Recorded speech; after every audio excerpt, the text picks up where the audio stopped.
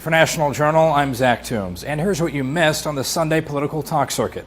An all-out blitz on the major Sunday shows as the White House tamps down a string of controversies.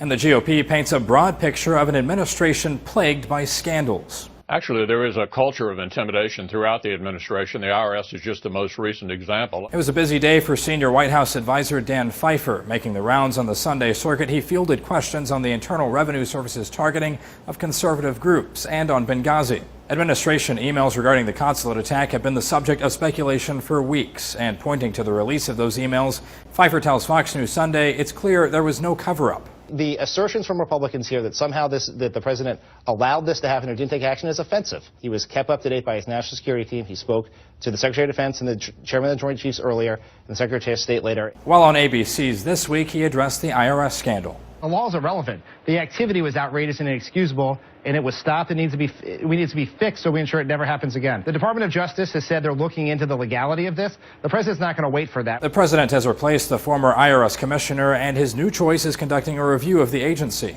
Though Republicans, including Senate Leader Mitch McConnell, say that's not enough. What we're talking about here is an attitude that the government knows best. The nanny state is here to tell us all what to do, and if we start criticizing, you get targeted. And the Justice Department's acquisition of Associated Press phone records has journalists and White House critics speaking out.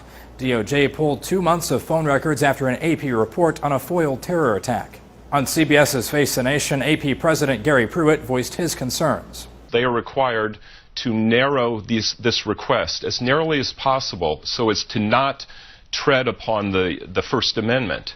And yet they had a broad, sweeping collection. Pruitt also says the Justice Department didn't ask the AP for the records, as it's required to do by law, before pulling them through a secret subpoena. For National Journal, I'm Zach Toombs.